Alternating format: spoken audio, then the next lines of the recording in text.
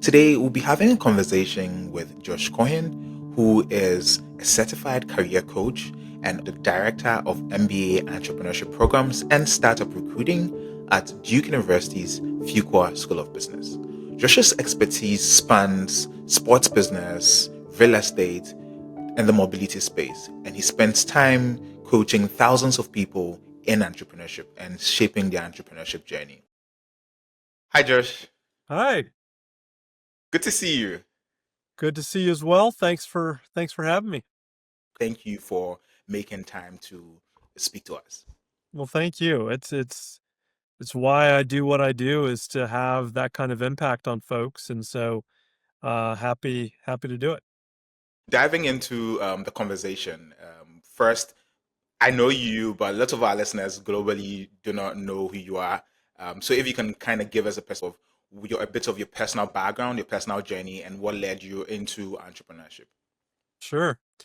So I grew up in Asheville, North Carolina, and both of my parents were teachers. So I did not grow up with any sort of entrepreneurial background or really exposure other than some extended family and kind of the folks that I met, in the community and so forth. So, I would not say that I was always an entrepreneur or I always thought about entrepreneurship. It really was a function of exposure post college. So in college, I was a political science and communication studies major. So again, not really pure entrepreneurship or business, anything like that.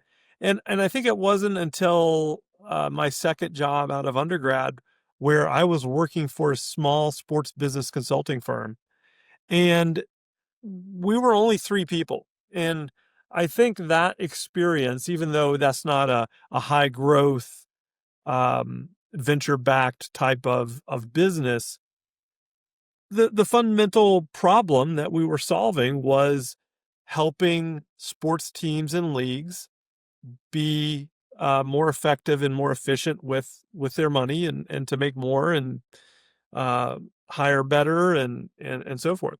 And so I think that experience being part of such a small organization, I think planted a seed in me that this was an area, entrepreneurship, startups, where I could have high leverage. And so everything that I touched would have an impact. And I think that really was what drew me to entrepreneurship as opposed to working for much bigger companies. And there's nothing against working for big companies if that's your jam. I just don't think it's my jam because I think I like having that really tight connection between the work that I do and the impact that I have. So that was my exposure pre MBA.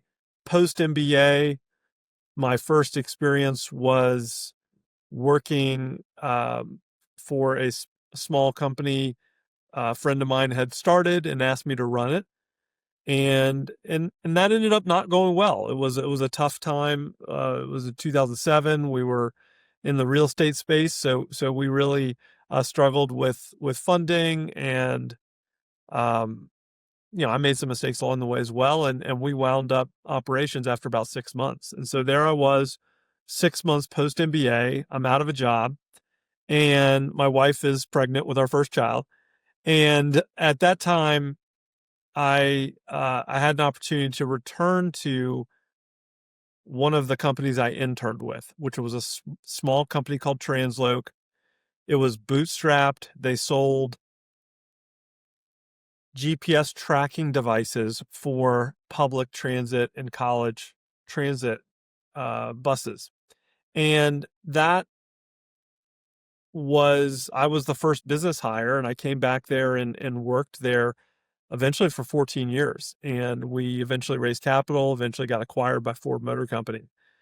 And so that was a tremendous experience going from very early stage company to then being a part of a Fortune 15 company. So that was a great experience along the way. And after that acquisition, I had I took a little bit of time to say, where do I want to have an impact next? And right about this time that opportunity came available to come back to Duke, where I got my MBA, to help support students who wanted to go work in startups or students that wanted to start their own business. And so that's where I've been for the last 3 years in a joint role between the Fuqua Career Management Center for MBA students and then also Duke Innovation and Entrepreneurship. You know, what I've had a lot of experience in is working in very early stage companies. And very early stage companies are, I mean, they can be sexy, right? If you've, if someone is a repeat founder and they walk in the front door with a big check from some venture capitalists, maybe what you're dealing with is a little bit different. But my experience has been being early stage in several different companies at this point is that it's a grind and it's hard work. And so I think part of that modesty is simply that um, it was really hard work and there's nothing beneath you because there's only so many hands and the work has to get done. And so it would be really easy for me to walk into that early transloc role and say, oh, well, I'm an MBA, so I shouldn't have to do X or Y. But the fact of the matter is there was nobody else that could do X or Y. So, whether I have an MBA or not, I gotta kind of get my hands dirty and do that. And so um, that is just part of the process. And we'll get into the part. There's several things that you've touched on that we'll get into. The part I want to mention. So I checked you. I looked at your LinkedIn profile. And you had this written that career coach, but you said upside down career coach. What can you tell my listeners what that even means? Yeah. So over the course of the last 3 years, as I've more formally helped job seekers who are interested in working in startups, I have developed a little bit more conviction around how that process should be done. And what I've settled on is this concept of an upside down job search. And the way I would frame that is you have to do the job in order to get the job. So it's upside down, right? It's not like this world where you can simply just submit your resume or get hired for a job without any sort of validation that you can do that job. And so the upside down job search, which kind of encompasses some of the coaching that I do kind of in a one-on-one outside of Duke, but also a Substack that I write as well, is really around showing, not telling people the value that you can provide. And so if you think about that from the standpoint of, and just to give a specific example, if you think about, say, hey, I'm really interested in working in, say, venture capital, which is a pretty common area that especially MBA students have some interest in. There is a lot of demand for those types of roles, and there's not a lot of supply. And I think the same could be true with a lot of different jobs. I mean, I hear a lot of students interested in chief of staff roles now as well. We are now in a place where you could tell me you're interested in being in venture capital or being a chief of staff, and that's not enough. And so what I suggest in the upside down job search is that you do the job, do the foundational elements that you would do if you were chief of staff or you were in venture capital while you are in pursuit of that job. And so by doing that, let's say with venture capital, an example of that would be deal flow. So if you were kind of a junior person, recent MBA grad or recent undergrad who wanted to get in venture capital, one of the key things that you're going to be working on is deal flow, finding new things to invest in. And you don't need permission to start identifying potential opportunities for some venture capital firm. And you could even use that as a way to engage with that firm. Hey, Jane, really love the work you're doing at XYZ Venture Capital. I'm sure these folks are already on your radar, but just in case, here are 3 firms that I'm really impressed with that fit your investment thesis and why. And, maybe it's a brief blurb on each one. But what does that do when you reach out to Jane with that kind of message? Well, number one, it differentiates you from everyone else who just reaches out with the bare minimum. Hi, I'm interested in being a venture capitalist, and that's kind of all the context they give. Second, it gives you reps in doing the work that you would have to do as a venture capitalist. Third, it gives Jane, as the venture capitalist, some work product of yours to help evaluate, to see, oh, do I like this work that Josh does? And then 4, it maybe subtly introduces reciprocity, where you've done something for her without anything else.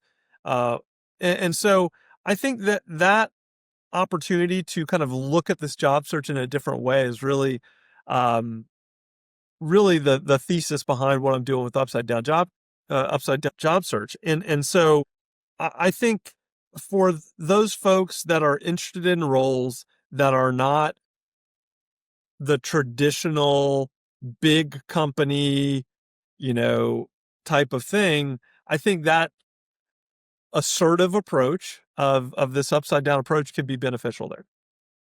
And just to recap on what you're saying, so what you're saying essentially is, if you're even looking for a job, before you usually people would have the mindset of, let me get a job, then I'll do what the job requires. But you are saying, do what you think the job requires. Go out there, do the research, and then that could even be a way you use to get into the business rather than waiting for a regular, or get an interview, tell them I can do it before you now do it. Do it and show them that, see, I'm not really even looking for anything now, but I'm just giving you the information, and that might even lead them to say, "Oh, if you can do this, then how come you? How about you work with us?" And I think that's a good way to think about it. You mentioned something about you starting a real estate business with a partner, and then the business failing 6 months down the line. At that point in time, what were you thinking? Because I know before you start the business, you're like all fired up, like this thing is gonna work. Like how what was your state of mind at that point in time? I mean, anytime a business goes south, I think you you run through all these different, places. What did I do wrong? What would I have done differently? Um, what was beyond my control? We had some macroeconomic headwinds that definitely didn't help. At the same time, there were plenty of things that I did as a leader that uh, that weren't ideal. I didn't make decisions quickly enough. And so what I've tried to do in future leadership opportunities is make quicker decisions. I'm still not perfect at that, but I think that definitely is something that I learned there. Having a strong, stable base of cash so that you can navigate these tough times, which will inevitably come, is another lesson I learned. Um, Being ruthless about finding product market fit is another one. I think we had some things that were aligned with the market, and we had other things that were not. And so I think that really was something that I've learned from all that situation. But I think the bottom line in the end is that at the end of the day, I had to lay myself off. I had to lay all the team off, and then you wake up the next day and you have to get back on the horse. And as much as I wanted to just kind of bury my head and not accept that I had not completed the job, if you will, I had to find something new. My wife was pregnant. We were expecting a baby, so time to get moving. So I think I think that's true with any situation that doesn't go the way you want. I think you take a beat, you identify the lessons that you learned from that, and then you got to get moving. And this takes me straight into, why should someone consider entrepreneurship in today's world? given the uncertainties, you've been speaking about how you lost your business, your wife was pregnant with your first child, and then you had to get moving. Why should someone who probably has a comfortable job or could get a comfortable job think of going the startup route or even starting a company in the first place if it has all of these risks and uncertainties? Well, they maybe shouldn't. I think that the first thing and the most important thing that I encourage anybody anywhere in their career search is really understanding their own values and understanding their strengths and understanding their vision on where they want to go. And so for some folks that might lend to them being an entrepreneur, and for other folks that may not. And so my goal, and certainly the work we do at Duke Innovation and Entrepreneurship, is not anything where we want everybody to necessarily start a company, because that may or may not be the right fit for everybody. But I do think that if your values are aligned with that, and it's aligned with your strengths, and it's aligned with your future vision, then I think entrepreneurship can be really, really compelling. And I guess the only thing I would add there is that entrepreneurship can be risky, but I think you can manage some of that risk, first of all. Second of all, big companies can be risky too. There are layoffs in big tech, and, we've seen consulting hire dates get pushed back a little bit. And so big companies can have some some risk. And then the final thing I'd mention is just that nothing is permanent. So, I had that entrepreneurial opportunity right out of business school. It didn't work out. And that wasn't the end of the book, right? We keep writing more chapters. So okay, fine. It didn't go the way I wanted. All right. So now we just do something else. And so the same thing is true with anyone else. I mean, it may not be exactly the way you want it to be, but it's not game over. And I like the fact that you mentioned that. Personally, I'll tell people like not everybody needs to start a business, but then if you want to start a business, then you need to look at certain things. And you mentioned values. Can you touch on some of the values that someone thinking about starting a business should have? Well, yeah, I mean, so values is a very personal thing. And so, for instance, one of the professional values that's really important to me is autonomy. So I like to know that I have some control.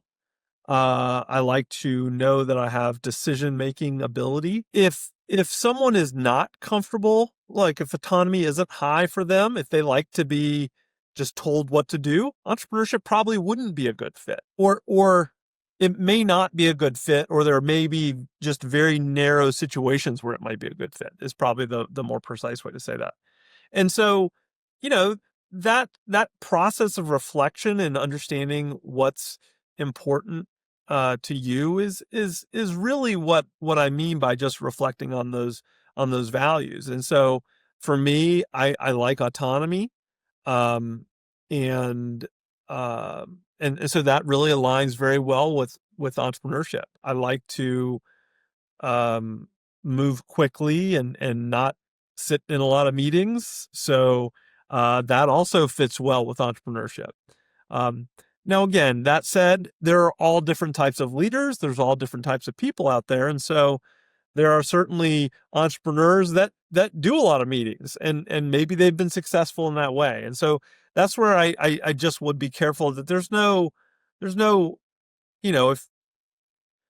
if if you are listening to this and you're like, well, that may not feel like me.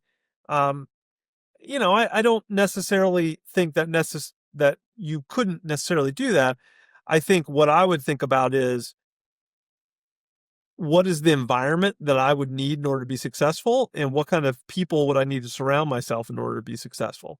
And again, that's a reflection piece as well. I'm sure that there's someone listening right now and saying, okay, I like autonomy, for instance, and I'm at the point where I'm thinking of starting a business. Maybe now in the next year, in the next 2 years, and I want to know what kind of skills should I start building now to prepare myself. what advice would you give such a person? I know in your job as a career coach, several people have come in like, Josh, I'm thinking of about starting a business, but how do I get ready? How do I prepare myself for such a journey? Yeah. So I think the best possible things to do are to get reps. And so what I mean by get reps is to get experience doing the things that you would need to do as an entrepreneur. And so this, again, very similar to that thesis behind, the upside down job search, which really is doing those things that are necessary. So foundationally, entrepreneurship is about solving a problem. And so if it were me and I were thinking about potentially starting a business, I would really try to catalog all the different problems that I see on just a regular basis. I would just kind of go through this process of just being aware um, or mindful of different problems. And they could be problems that affect me directly. They could be problems that I see people running into or something like that. But it really would be that piece of it, because the thing I see prospective entrepreneurs, the trap I see them falling into all the time is falling in love with their solution, not with the problem that they're solving. And so what I mean by that, if I unpack that a little bit, is prospective entrepreneurs often have a solution in mind. And the foundational thing that we go through in a lot of the teaching that we do at Duke Innovation Entrepreneurship is asking entrepreneurs to put that solution aside. And maybe that solution might be um, a new app, or it might be a more tangible solution. But I ask them to put that aside, and what I ask them instead to do is really focus on what's the problem, and that is something that the best entrepreneurs really spend a lot of time in, really getting comfortable with what is that problem that they want to solve, and then validating that. And so that's a process we call customer discovery. And so that process may look something like, hey, tell me about the last time you had to rent a car. And maybe I've got a solution for some new way to do rental cars, something like what maybe Turo does now. And so I may have that solution in mind, but instead of asking about that solution, that's not what my goal is. My goal is asking about the problem. So tell me about the last time you had to rent a car, and how did you do it? Where did you go to book it? Did you do it online? Did you go to an aggregator like Kayak? Did you go directly to Hertz? Did you go up to an airport counter? What was the process? And then tell me about that process. What did you like about it? What did you not like? And so if you do that process with a handful of folks, you start to develop a little bit of sense on, I talked to 20 people and all of them had the same problem here. Oh, interesting. Now that's different than my solution that I had originally started this out with. And so that's really this process that we really try to get folks to do. Now, that customer discovery sometimes is not very fun. It can involve some hard work. It can involve some rejection. And so we see entrepreneurs sometimes skip that. And that isn't the end of the world, because you can be successful if you skip that customer discovery. We're just trying to minimize risk and minimize expense. And so that customer discovery usually can be fairly cheap, and it may take time, but it's fairly cost effective. And it's a lot better to learn that solution you originally had thought about is not actually going to solve a problem. It's better to learn that before you build that solution rather than after. And I've seen that happen dozens of times, where folks will spend money and they'll buy they'll buy a solution or buy a part of a solution and then build on it, or they'll hire developers to build out a website when they are not clear on the problem they're solving and whether it's a problem that is deep and painful enough that it's worth solving. Yeah. Yeah. What is the biggest misconception people have about entrepreneurship? You've mentioned this, which is they start with a solution rather than focusing on the problem. But is there any other thing in your job where you speak to so many students about entrepreneurship, thinking about entrepreneurship, or even recruiting via the startup route? What do you think is the biggest misconception people have about entrepreneurship and starting a business? I'd say another big misconception is that they have to have all the answers before they get started. So historically, I think people have thought, okay, I've got to have this big fancy business plan and I've got to have, all the answers to all the questions before I get started. Before I get started, meaning before I like really, really move on this. And the risk there is that you are building all of that and doing all that work on something that is not a firm foundation. And so what we really challenge folks to do instead is to, instead of writing a 30-page business plan, to instead put together a one-page lean business canvas. And that lean canvas encompasses all the things that you would have in that 30-page business plan, but you do it on one page. And so the benefit of that is that, number one, you haven't burned a lot of time on something that may become outdated very quickly. Maybe there's a foundational assumption that as you do more research, it will render half of that business plan moot. And so you've spent all that time working on something that is now moot.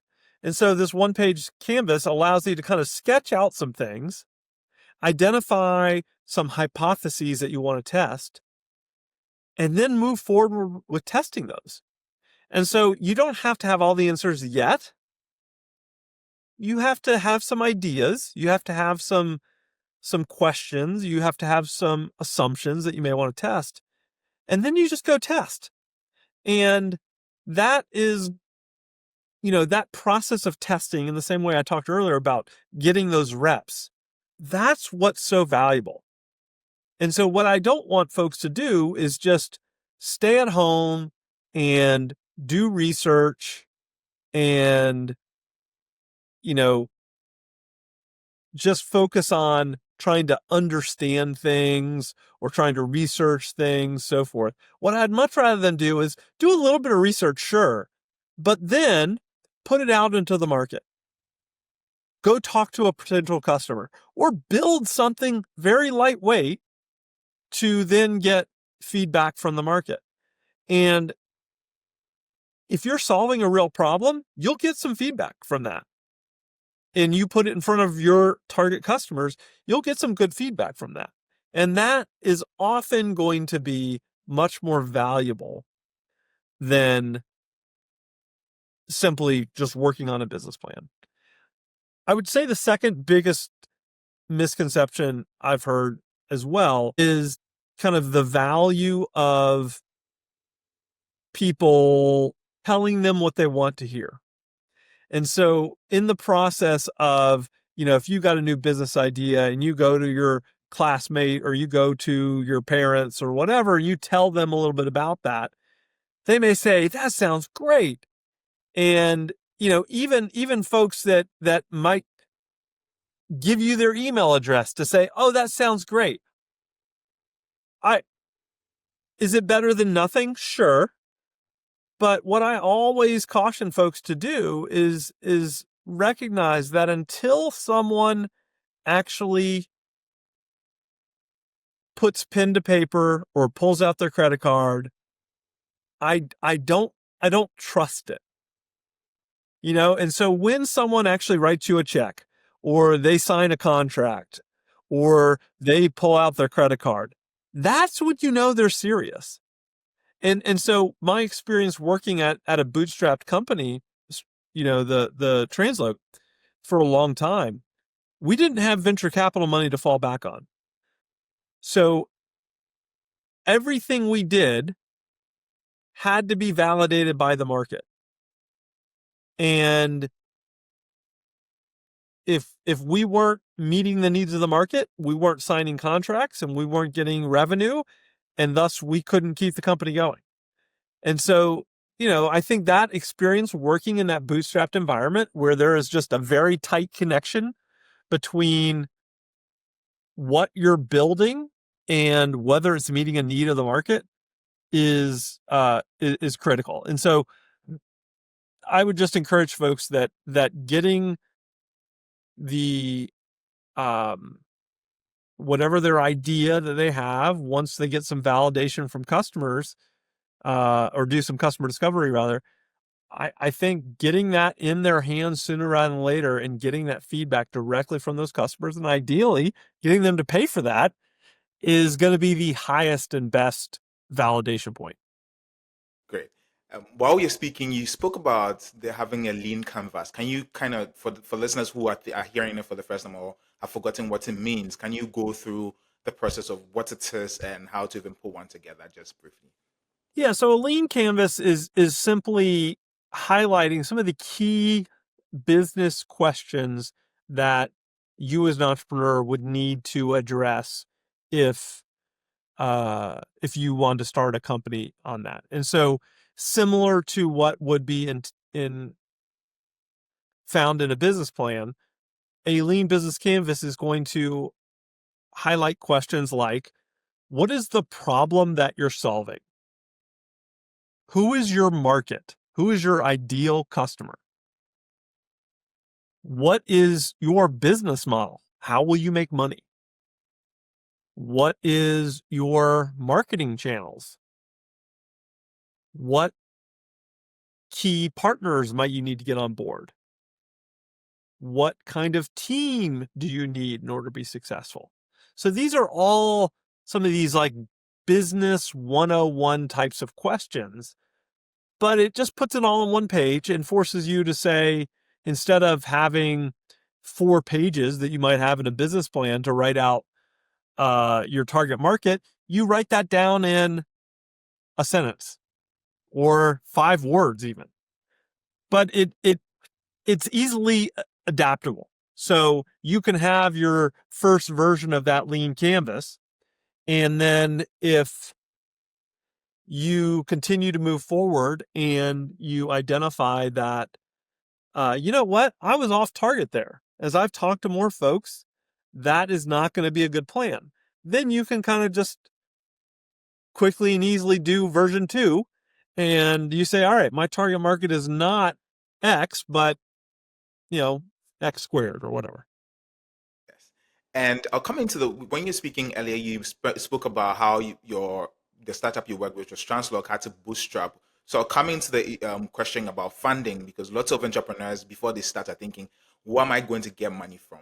But before we get into that, I want to speak about, you mentioned delivering a lightweight product, and that brings to mind how AI is transforming the entrepreneurship space. And I'm curious to know your thoughts about AI and entrepreneurship. How do these fit together, and how does AI come into entrepreneurship?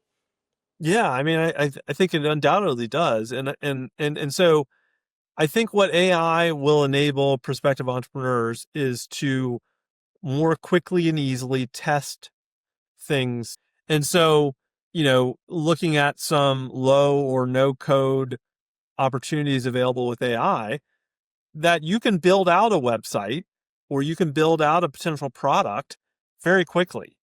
And there's no shortage of good ideas out there. Ideas are infinite. It's the execution where the value is made.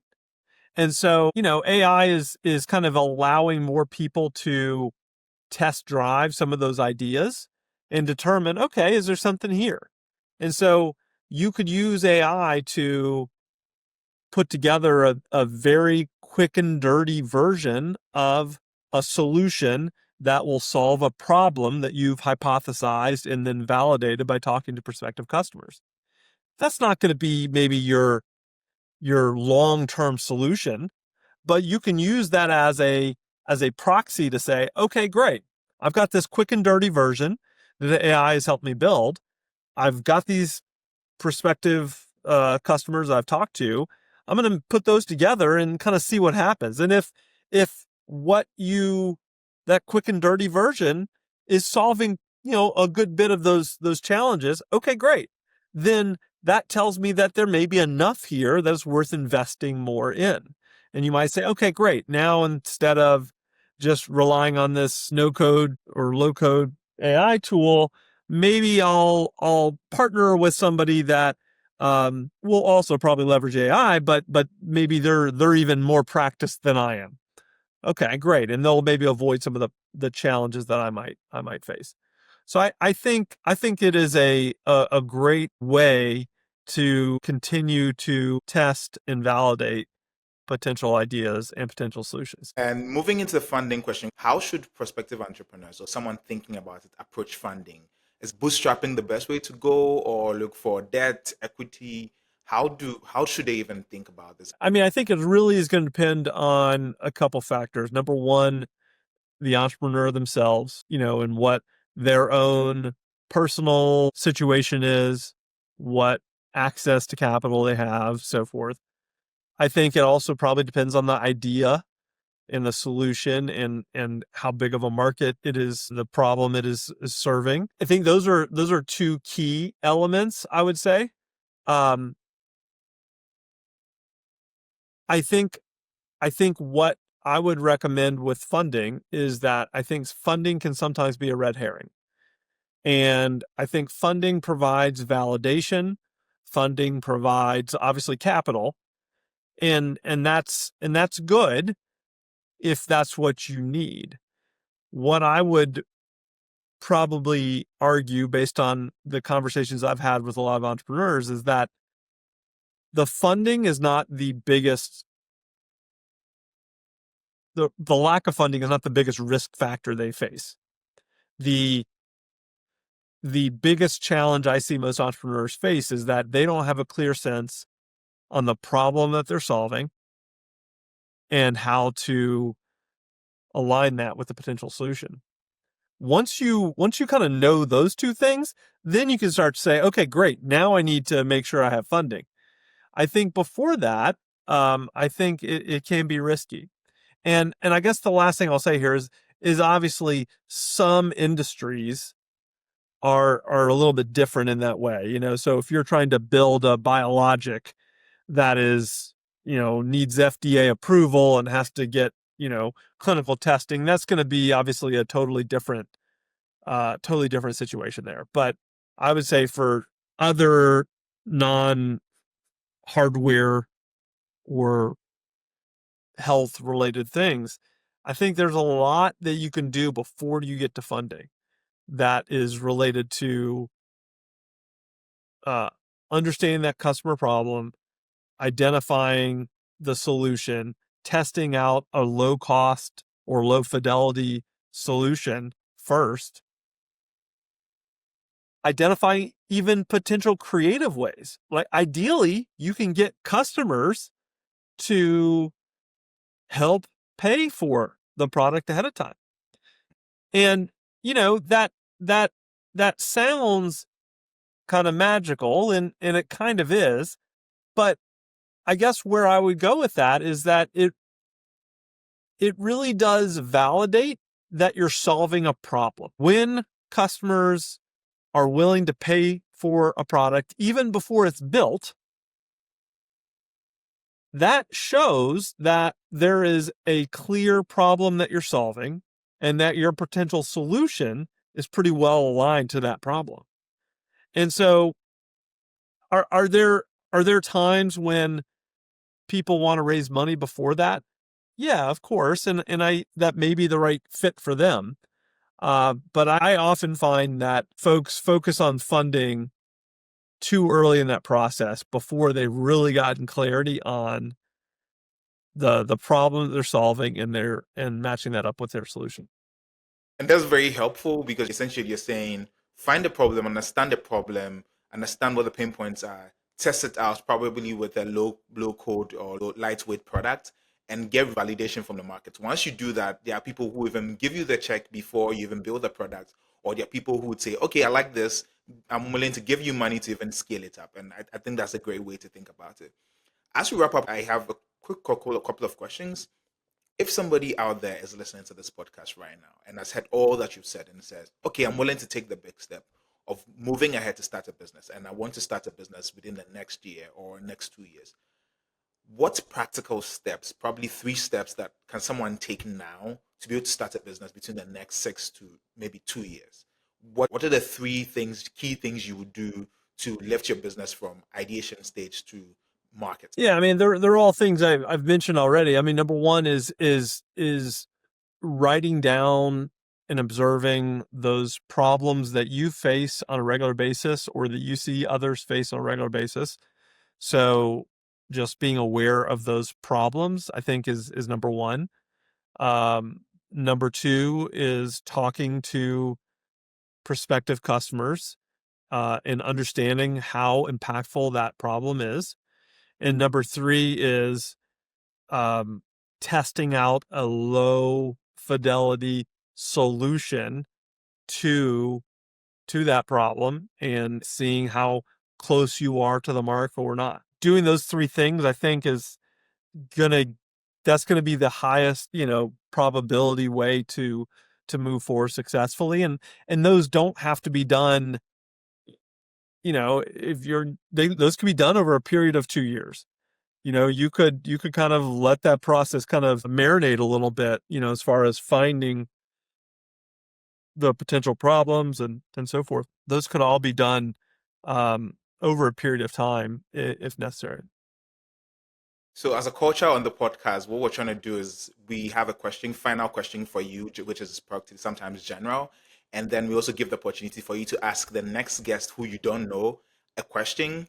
So, your question, since you're a first guest, your question will be, what's the most valuable lesson entrepreneurship has taught you about life? So, once you answer that, you have the chance to now give the next guest coming on the podcast, a question to answer. Yeah, I would say the biggest thing is that you have control. And so whether this is entrepreneurship, whether this is your career, I don't want anybody to ever think that they don't have control to make change, whether that's a job, whether that's starting a company, whatever. I believe very firmly that we have that opportunity and we own that ability as humans to be able to make those decisions. Sometimes I think we feel paralyzed, not in control. And I think sometimes folks need to be reminded that they own these decisions and they can make these decisions. And it doesn't mean it will always be sunshine and roses, because it won't. Life isn't like that, but it is a decision that they can make. So that would be probably what I would respond there. As far as the question I would ask the next guest, I would say, what is one thing that life is teaching you right now? Thank you so much, Josh. It's been incredible having you on as our guest for today, speaking about entrepreneurship and how folks can start their first business. It's really been an exciting chat with you, and thank you so much for your time. Thanks, Daniel. Always glad to see you. Bye-bye.